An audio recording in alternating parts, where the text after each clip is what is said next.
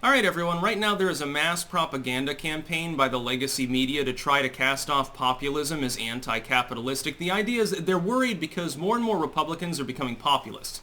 They're seeing through the lies of big tech, censorship, the bullshit of the past, like basically the post-Reagan paradigm where the Republicans went from being literally for 100 years the party of the working man, the party of the United States in the broad sense, having a society that kind of worked. The Democrats were the sleazeball corporatists and carpetbaggers by and large. What ended up happening is the Republicans got corrupted, roughly at the end of the 1980s. You have a boom time, corporations come in, they start loosening the purse strings, and they start buying off elements of the GOP, and the rest is history. The backlash to this has been that because for the last 40 years we have had no fundamental party that represented American interests, we had no populism, we had neolibs and neocons, people have woken up and they want populism. With elements as well, I would say, of libertarianism, and then you have the far left, certainly larger than it was maybe 20, 30 years ago, rising up on the other flank. And this is terrifying these people, which is why Project Veritas gets kicked off Twitter. It's why InfoWars gets banned on YouTube. It's why people like me are algorithmically demoted cross-platform on mainline tech. It's why people lose Facebook pages and purge after purge every single day. The billionaires are afraid of you. They are afraid of you waking up to the fact that nobody in the government currently is really representing you, and populism is the way to go if you want actual average people to be the ones that are prioritized in the U.S. economy. What Bloomberg, which is hysterical, remember Mike Bloomberg, the one that spent $100 million trying to flip Florida and failed? Yeah, that massive multi-billion-dollar Bloomberg, the one that could actually buy and sell Trump like 10 times over, he really cares about the average working class person, let me tell you. So link in the description, archived of course, to a story there where they're trying to cast off populism as anti-capitalistic. Crony capitalism is what's anti-capitalistic. That's why I don't use the term. Just say corporatism. It's light fascism, basically, at least economic fascism. Our government and these big corporations are essentially fused together at the moment. Increasingly so. Big tech censorship, differential tax codes, the use of federal bureaus to attack people, to attack upstarts and activists. We've seen this over and over again. It starts at the end of Reagan's second term, or beginning rather, and then marches on through and gets worse and worse and worse. Essentially, it's billionaires running your government. What happens currently is that the billionaire doesn't have to pay the same tax rate as the small business or the entrepreneur because they've got the lawyers and the accountants and the congressional ears leaning into them to make sure that they don't have to. That is not capitalism. It's closer to socialism. It is essentially a corporate welfare state. It is a leftist, highly centralized, hierarchical, cronyist system. It has nothing in common with the idea that if you work, you should be able to enjoy the fruits of your labor. That if you innovate, you should be able to take that innovation and capitalize upon it. Instead, we've got a situation where in some industries, there can't be any outside innovation. The government has explicitly forbidden it. If you're an inventor, you're working in your basement, and you develop some sort of pharmaceutical product, you've developed a cure for AIDS, can you market it? No. You can't. You're not going to get a peer-reviewed study through any network that would put it before the FDA. You're not going to get approved by the FDA. They're going to force you to sell the idea, the patent, to a big pharma company. You'll make a lot of money, but you don't have the ability to really you don't have the ability to become the next Pfizer. You can sell your idea to Pfizer, but you can't be GlaxoSmithKline or whatever acronym they are these days, but you can sell it to them. Well, you'll do plenty well, you'll be rich, but you're not going to be a billionaire. It's not going to happen. You cure for cancer, they'll buy it and then they'll shelve it so they can continue giving people treatment of other sorts that'll bring a continued income.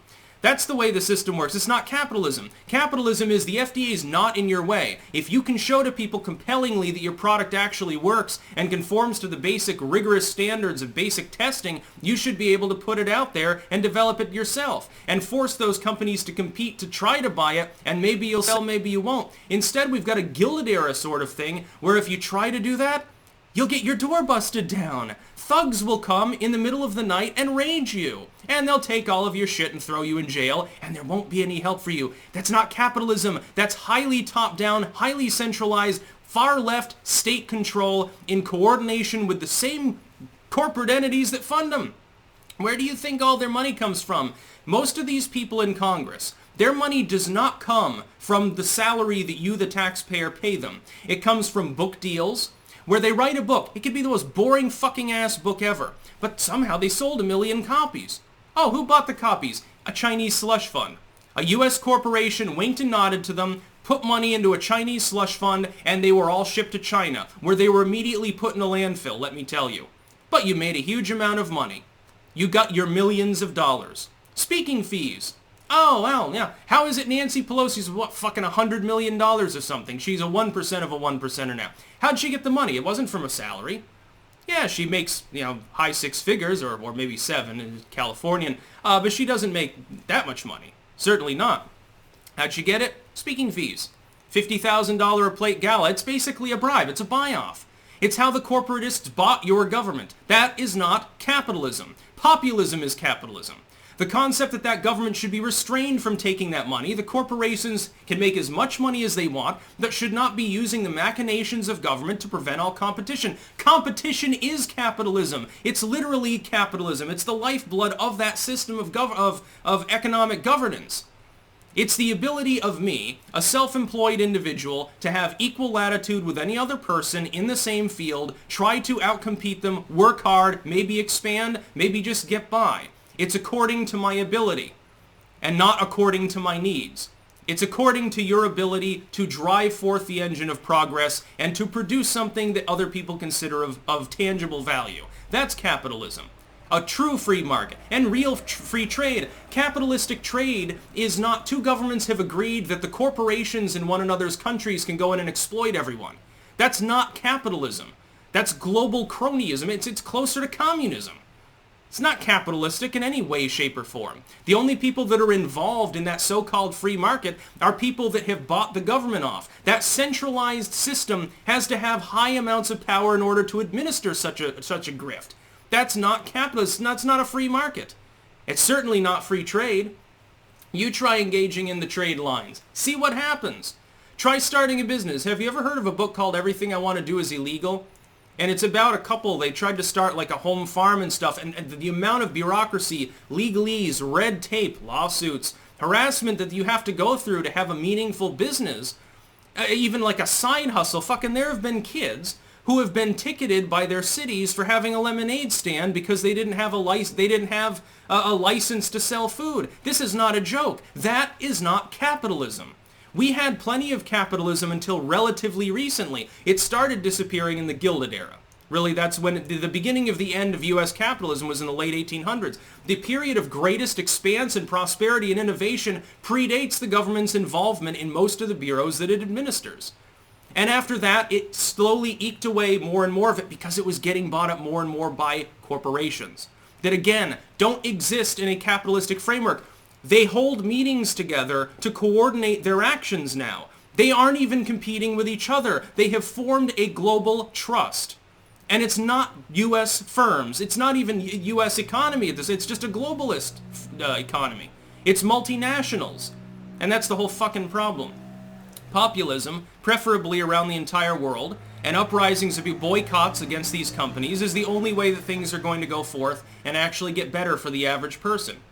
Yeah, people should demand more of a slice of a pie, but not in the form of the state giving them welfare or UBI or something. In the sense of if you're working, if you're doing something meaningful, you should be capable of making a living wage. You should be left alone. If you have a good idea, you shouldn't have to sell it out to a multi-billion-dollar multinational corporation that'll probably just misuse it anyway. You should be able to patent it, market it yourself. That's capitalism. That's the American way. That's America first. That's about all. Peace out.